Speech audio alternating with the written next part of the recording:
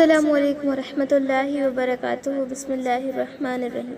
ऐं उहो वक़्तु यादि कर जॾहिं मूसा पंहिंजे जवान साथी यूशा बिन नून खे चयो त मां हरगिज़ न मुड़ंदुसि, यानी बराबरि पियो पंधु कंदुसि जेसीं बिन दरियाहनि जे मिलण जे हंध खे न पहुचंदुसि, या मां हिकु मुद्दत ताईं हलंदो ई रहंदुसि त जीअं उन मंज़िल मुक़दस यानी बिन दरियाहनि जे मिलण वारी जाइ ते पहुचा। पोइ जंहिं महिल उहे बिन दरियाहनि जे गॾु थियण वारे हंध ते पहुता त पंहिंजी पकलिंग या भुंगियल मच्छीअ खे विसारियाऊं, जंहिं पंहिंजो रस्तो समुंड में सुरंग वांगुरु इख्तियार कयो, यानी समुंड में ज़िंदा मच्छीअ वांगुरु हली वई। पोइ जॾहिं अॻिते हलिया त हुन यानी मूसा पंहिंजे जवान साथी खे चयो त असांखे पंहिंजे नेरनि जी मानी तक ॾे, यानी खाराए अॼु, बेशक हिन सफ़र असांखे ॾाढो थकाए विधो आहे।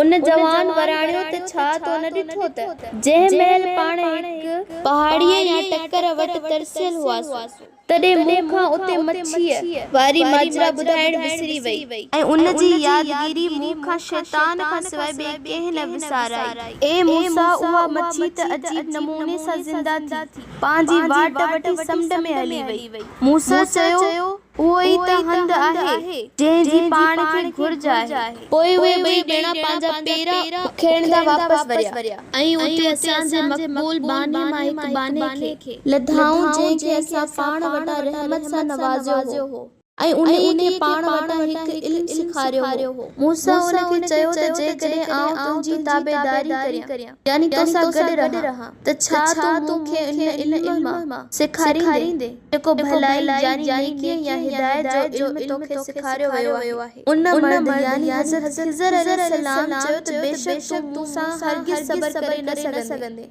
ऐं जंहिं ॻाल्हि तोखे ख़बर ई न आहे तंहिं ते भला तूं कीअं सबर करे सघंदे। मूसा जवाब में चयो त इंशाअल्लाह तूं मूंखे सबर कंदड़ लहिंदे ऐं आउं तुंहिंजे हुक्म जी नाफ़रमानी न कंदुसि। ख़िज़र मूसा खे चयो त चङो, जेकॾहिं तूं सां गॾु हली थो त पोइ मूंखां का बि ॻाल्हि न पुछजांइ जेसीं ताईं पाण तोसां उन जो ज़िक्र न करियां।